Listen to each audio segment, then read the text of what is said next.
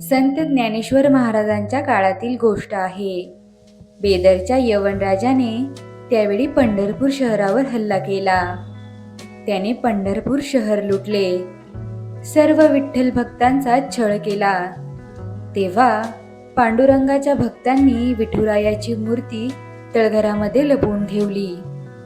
यवनराजाने मंदिर लुटले, मोडून टाकले. त्या ठिकाणी मोठी मशीद बांधली. देवाचे नाव घेतले तर त्याला ठार मारले जात असे. त्यावेळी केशवदास चांगा नावाचे एक फार मोठे संत होऊन गेले. ते चांगदेवांचे अवतार मानले जातात. ते पंढरपूरला आले आणि पंढरपूरमध्ये झालेली अवस्था बघून त्यांना फार वाईट वाटले. विठ्ठल भक्तांना आपल्या पांडुरंगाचे नाव घेता येत नाही हे त्यांना सहन झाले नाही. या गोष्टीचे त्यांना फार दुःख झाले. ते विठ्ठलाचा धावा करू लागले.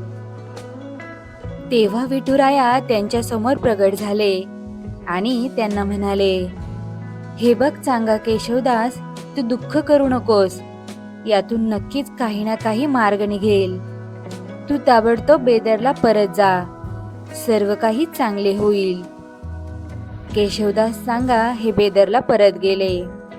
तेथे गावाच्या बाहेर तळ्याच्या काठी त्यांनी कीर्तन सुरू केले. पांडुरंगाच्या भजनामध्ये सर्व लोक दंग झाले. कीर्तन संपले तेव्हा राजाचा सेवक केशवदासांकडे आला आणि त्यांना म्हणाला, बेदरचा राजा खूप दुष्ट आहे. हिंदूंचे मंदिरे फोडतो. त्याला पांडुरंगाचे कीर्तन आवडणार नाही. तू इथे राहू नकोस. राजा आता खूप दुःखी आहे. म्हणून ठीक आहे, नाहीतर त्याने तुला ठार मारले असते. तेव्हा केशवदास चांगा यांनी त्यांना विचारले, राजा कशामुळे दुःखी आहे? तेव्हा तो सेवक म्हणाला, राजाची आवडती राणी साप चावून मरण पावली आहे.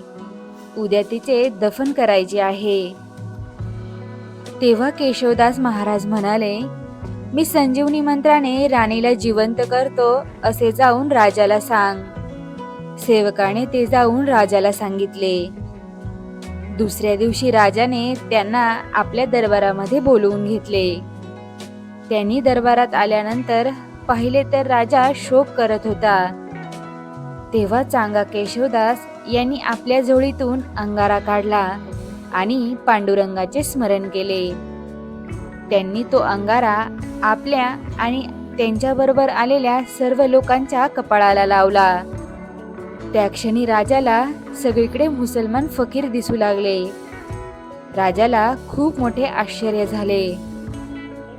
राजाने चांगा केशवदास यांना नमस्कार केला.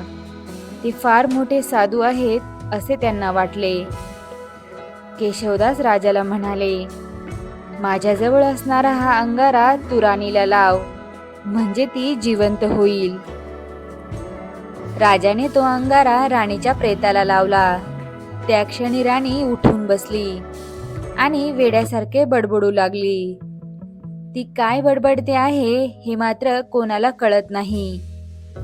राजा पुन्हा केशवदासांकडे आला आणि त्यांचे पाय धरून म्हणाला, महाराज, राणी जिवंत झाली, परंतु ती वेड्यासारखी बडबडते आहे.